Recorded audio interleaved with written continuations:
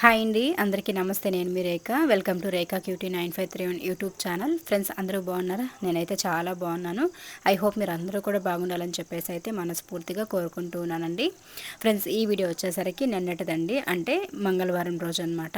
So మంగళవారం రోజు ఏంటి, మీ అమ్మాయి వైట్ యూనిఫామ్ వేసుకుంది, ఇంకొక అమ్మాయి ఏమో గ్రీన్ డ్రెస్ వేసుకుందని చెప్పి మీకు డౌట్ రావచ్చు. ఇక్కడ ఏంటంటే వైట్ యూనిఫామ్ ఎందుకు వేసుకుందంటే, తనకి ఏదో ఈరోజు కొంచెం బ్యాడ్జ్ ఏదో వేస్తారంట. అంటే స్టేజ్ పైకి పిలిచి ఏదో కొంచెం, అంటే మళ్ళీ ఈవినింగ్ వచ్చిన తర్వాత తను క్లియర్గా నాకు చెప్తుంది, అప్పుడైతే మీకు చెప్తాను.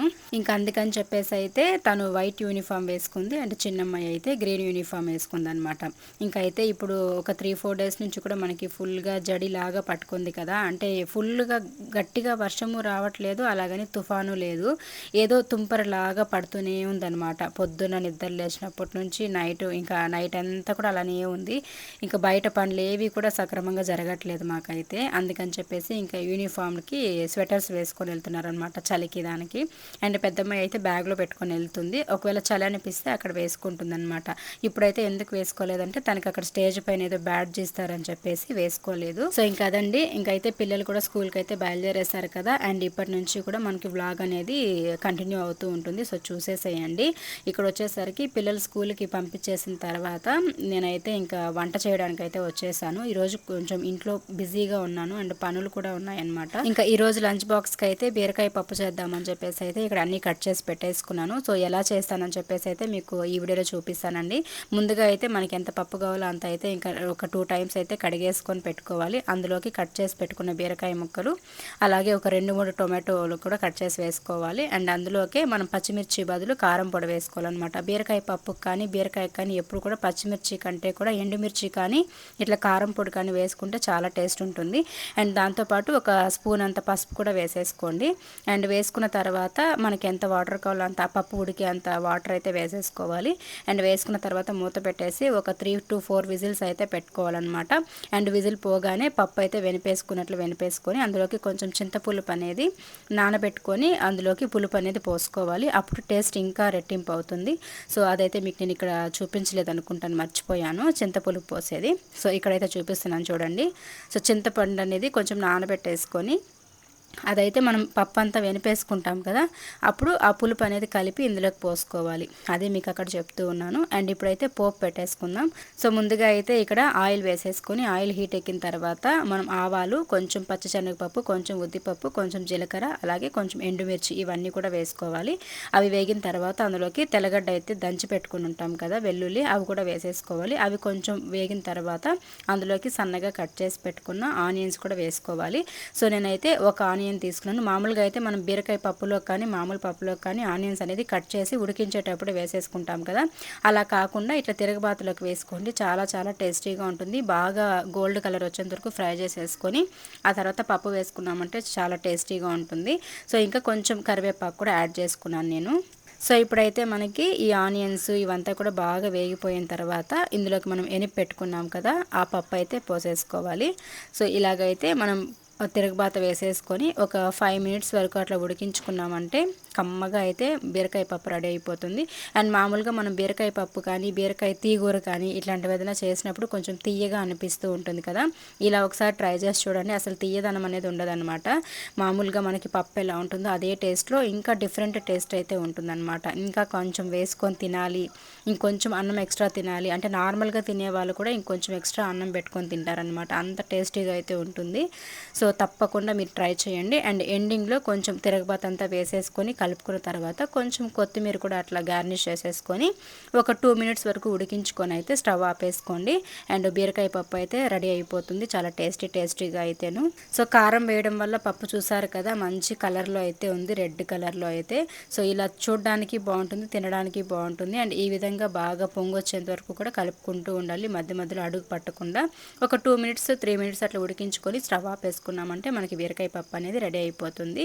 సో ఇంకా వేడివేడిగా తినేయడమే. కావాలనుకుంటే ఇందులో కొంచెం నెయ్యి కూడా యాడ్ చేసుకోవచ్చు తిరగబాతులకి. బట్ మా పిల్లలు తినరని చెప్పేసి అయితే నేను నెయ్యి అనేది యాడ్ చేయలేదు, నార్మల్గానే చేసేసాను అనమాట. అండ్ ఇలానే చేసి చూడండి, చాలా చాలా టేస్టీగా ఉంటుంది. ఇంకా వట్టి బీరకాయ పప్పు రైసే పిల్లలు తినలేరు అని చెప్పేసి అయితే నేను ఇంకా ఒక 3 ఎగ్స్ ఏమో ఉన్నాయి ఫ్రిడ్జ్లో, అవైతే ఎగ్ ఆమ్లెట్స్ వేసిద్దామని చెప్పి ఇక్కడ కలుపుకుంటూ ఉన్నాను. సో స్నాక్స్ కూడా ఏం లేవండి, అయిపోయాయి ఇంట్లో, ఇంకా తెచ్చుకోవాలి. సో ఏదైనా సైడ్ డిష్గా ఇచ్చామంటే పప్పులో తింటూ సైడ్ డిష్గా నంచుకొని తింటారు. ఇంకేం లేవని చెప్పేసి ఇంకా ఎగ్స్ అయితే ఒక 3 ఉంటే కొట్టేసి ఇట్లా 3 వేస్తే సరిపోదు కదా అని చెప్పి వాటిలో కొంచెం ఆనియన్స్, కొత్తిమీర, పచ్చిమిర్చి ఇవన్నీ కూడా బాగా సన్నగా కట్ చేసేసుకొని యాడ్ చేసుకొని కలుపుకునేసాను. ఇప్పుడైతే మనం ఆమ్లెట్స్ వేసేసుకున్నామంటే టేస్ట్ చాలా బాగుంటుంది. సో మామూలుగా ఇట్లాంటి ఆమ్లెట్ వేసుకుంటారు, అలా కాకుండా పెనం పైన జస్ట్ ఎగ్ కొట్టి వేసేసుకుని దానిపైన కొంచెం సాల్ట్, కారం వేసేసుకొని పెప్పర్ పౌడర్ వేసేసుకునే వాళ్ళు ఉంటారు, ఇంకా హాఫ్ బాయిల్ చేసుకునే వాళ్ళు ఉంటారు. బట్ మా ఇంట్లో ఎక్కువగా ఇలాంటి ఆమ్లెట్స్ తింటూ ఉంటాము. అండ్ ఆనియన్ వేయకుండా ఎప్పుడైనా అర్జెంటుగా తినాలనుకుంటే జస్ట్ అట్లా పెనం పైన ఎగ్ కొట్టి వేసేసుకుని దానిపైన కొంచెం కారం, సాల్ట్, పెప్పర్ వేసేసుకొని తినేస్తామన్నమాట. అండ్ నాకు పిల్లలకి డైలీ కూడా వట్టి రైస్, పప్పు ఇవ్వడం ఇష్టం ఉండదు. వాళ్ళు ఇబ్బంది పడుతూ తింటారు కదా పాపం, అందుకని చెప్పేసి వాళ్ళు కడుపు నిండా తినేలాగా అయితే నేను ఏదో ఒకటి చేసిస్తూ ఉంటానన్నమాట. అండ్ వాళ్ళతో పాటు వాళ్ళ ఫ్రెండ్స్ కూడా తింటూ ఉంటారు హ్యాపీగా. నాకు అది మంచిగా అనిపిస్తూ ఉంటుంది. నేను చేసేది ఒక తిని హ్యాపీగా ఉంటే నాకు అదే హ్యాపీ అనిపిస్తుంది. సో అట్లా అనమాట. అండ్ ఇంకైతే ఇక్కడ ఎగ్ ఆమ్లెట్స్ కూడా రెడీ చేసేసాను. ఇంకైతే ఆయనకి కాల్ చేసేసాను అనమాట. ఎందుకంటే ఒకవేళ బిజీగా ఉంటారు కదా, కొంచెం మనం ముందుగా ఒక 5 మినిట్స్ ముందు చెప్పామంటే కొంచెం అలర్ట్గా ఉండి తొందరగా వస్తారని చెప్పేసి ఒక 5 నిమిషాల ముందు కాల్ చేసి చెప్పేశాను, లంచ్ బాక్స్ తీసుకెళ్ళమని చెప్పేసి. ఇంకా నేను ఆయన వచ్చే లోపు అయితే ఇక్కడ రైస్ వేసేసి సాంబార్ అంతా వేసి పెట్టేసుకొని ఇంకా ఆమ్లెట్స్ కూడా ఇట్లా బాక్స్లో వేసేసి అయితే పెట్టేశాను. ఇంక ఇవి ఆయన వచ్చేలోపు కొంచెం చల్లారుతాయి కదా, అప్పుడైతే ఇచ్చి పంపిస్తాను అనమాట. ఈరోజు కరెక్ట్గా ఒక 12కి అయితే ఇచ్చి పంపించానండి లంచ్. సో కొంచెం వేడిగానే ఉంది. ఇంకా 12కి ఇచ్చాము కదా, కరెక్ట్గా 12:30కి అయితే వాళ్ళు తింటారనమాట. సో స్కూల్లో ప్రతిరోజు కూడా 12:30కి లంచ్ బ్రేక్ ఇస్తారు, అప్పుడైతే తింటారు. కాబట్టి మామూలుగా 10:30 నుంచి 12 లోపల ఇచ్చేస్తాను. అట్లా ఈరోజు 12 అయిపోయింది. ఇంకా పిల్లలకి లంచ్ అంతా ఇచ్చి పంపించేసాను. ఇంకా ఆ తర్వాత మధ్యాహ్నం ఒక 1:30 అట్లా అయిపోయింది. ఆయన కూడా ఆఫీస్ నుండి అయితే వచ్చేసారు. ఇంక ఇద్దరం కలిసి కూడా లంచ్ తినేసాము. తినేసిన తర్వాత ఆయన ఏదో వర్క్ ఉంటే చేసుకుంటూ ఉన్నారు ఆఫీస్ రూమ్లో. అండ్ నేనైతే ఇక్కడ పువ్వులు ఉన్నాయండి, ఇవైతే ఏంటంటే మొన్న సండే రోజు ఆయన ఊరెళ్ళున్నారు కదా, ఆ రోజు తీసుకొచ్చారనమాట. అత్తయ్య వాళ్ళ చెట్లలో కోసుకొని వచ్చారు, అంటే కోసిచ్చి పంపించింది. మునగాకు, కరివేపాకు, తర్వాత కనకాంబరం పువ్వులు ఇవన్నీ కూడా కొన్ని ఇచ్చి పంపించింది అనమాట. ఎప్పుడు వెళ్ళినా ఖాళీ చేతులతో పంపించదు, ఇట్లా ఏదో ఒకటి ఇచ్చి పంపిస్తూ ఉంటారనమాట. అట్లా ఈ పువ్వులు ఇచ్చారు. బట్ నేను వీటిని ఫ్రిడ్జ్లో పెట్టేసి అయితే మర్చిపోయాను. సో అట్లనే ఉండిపోయాయి అనమాట. ఇప్పుడు లంచ్ తినేసి కొంచెం పెరుగు ఫ్రిడ్జ్లో ఎత్తి పెడదామని చెప్పి చూస్తే ఈ పువ్వులు కవర్లో ఉన్నాయి.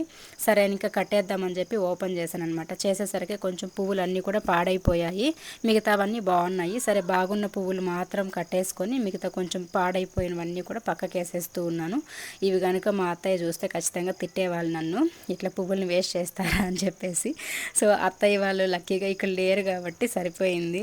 సో ఇంకైతే ఈ పువ్వులు కట్టేసి పెట్టేశానంటే ఈవినింగ్ మా అమ్మాయి వస్తుంది కదా స్కూల్ నుండి, సో ట్యూషన్కి వెళ్ళేటప్పుడు అయితే పెట్టుకొని వెళ్తారనమాట. మామూలుగా స్కూల్లో అయితే మోస్ట్లీ 99% పువ్వులంతా అలో చేయరు, గాజులు కానీ పువ్వులు కానీ ఇవేవి కూడా.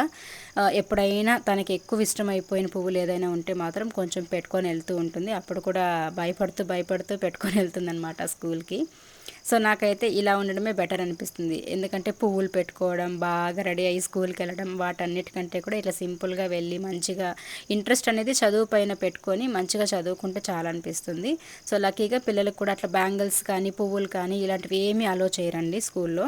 నార్మల్గా యూనిఫామ్, షూస్ ఇవే ఉండాలన్నమాట. రిబ్బన్స్ మంచిగా 2 జల్ల వేసి రిబ్బన్స్ వేయాలి. సో అదనమాట.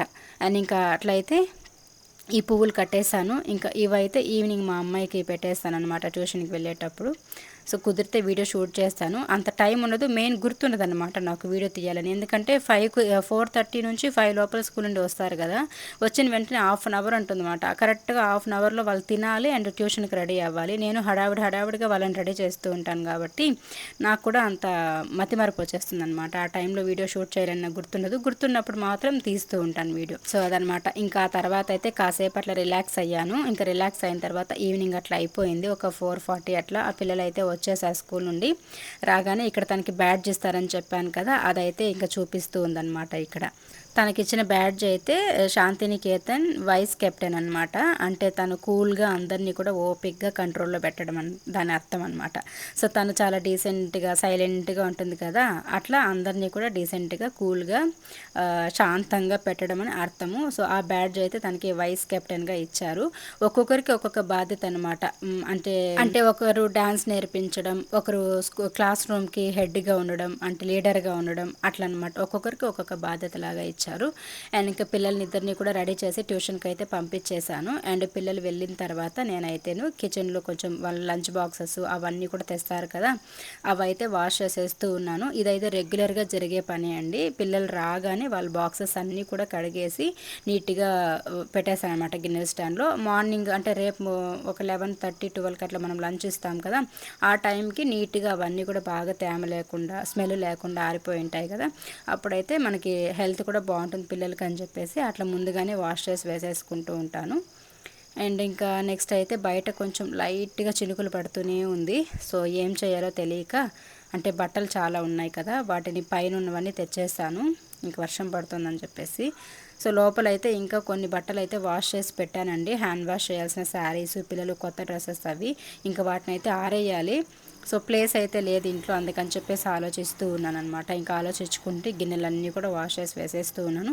చెప్పాలంటే ఈరోజు నాకు కొంచెం తొందరగానే పనులు అయిపోతూ ఉన్నాయి. అండ్ ఇంకా హౌస్ కూడా చాలా నీట్గానే ఉంది, ఎక్కువ శ్రమ పడినట్లుగా నాకు అనిపించలేదన్నమాట. ఎందుకంటే అప్పటి పనులు అప్పుడు చేసేసుకుంటూ ఉన్నాను కాబట్టి. సో ఇలా మనం వంట చేసిన వెంటనే గిన్నెలు కానీ స్టవ్ కౌంటర్ కానీ ఇలాంటివన్నీ క్లీన్ చేసేసుకోవడం వల్ల నీట్గా ఉంటుంది. అండ్ ఇంకా ఇంకొక విషయం ఏంటంటే, కామెంట్స్ చూసానండి ఈరోజు, అంటే నిన్న పెట్టిన వీడియోకి కామెంట్స్ చూసానమాట.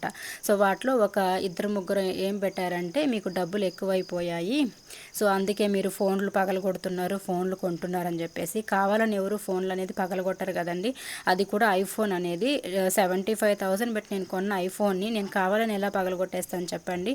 మరి మీరు ఆ మాట అనడానికైనా కొంచెం ఆలోచించి అనాలి కదా. సో నేను ఎంతకీ నెగిటివ్ పట్టించుకోనంటే మరి అలా మాట్లాడితే నాకు బాధేస్తుంది కదండి. 100 మెంబర్స్లో 99 మెంబర్స్ కూడా నాకు చాలా పాజిటివ్గా రియాక్ట్ అవుతున్నారు. ఒకరిద్దరు మాత్రం చాలా బాధ పెడుతున్నారనమాట. సో వాళ్ళ గురించి ఎంత మాట్లాడకూడదు అనుకున్నా కూడా మాట్లాడాల్సి వస్తుంది. ఈరోజు నాకు నిజంగానే బాధ అనిపించింది, అందుకే మాట్లాడాలనిపించింది నాకైతేను.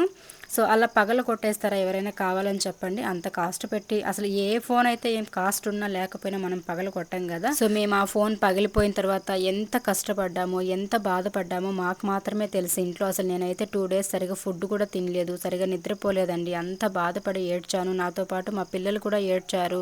మా హస్బెండ్ అయితే ఇంకా పైకి బాధపడలేక, నా బాధ చూడలేక, ఇంకా ఆయన ఏదో ఒక బాధపడైతే నాకు మొబైల్ కొనిచ్చారనమాట. నా బాధ చూడలేక నేను యూట్యూబ్ చేయాలని చెప్పేసి. అంతే అండి, మీరు తప్పుగా అయితే అనుకోకండి. ఒక్కొక్కసారి అంతేనండి, మన ప్రమేయం లేకుండా కొన్ని జరిగిపోతూ ఉంటాయి. మన టైం బ్యాడ్ అయినప్పుడు కూడా అలానే ఉంటాయి అనమాట. మనం ఎంత మంచిగా వెళ్ళినా కూడా ఏదో ఒకటి అట్లా చెడు జరుగుతూనే ఉంటాయి.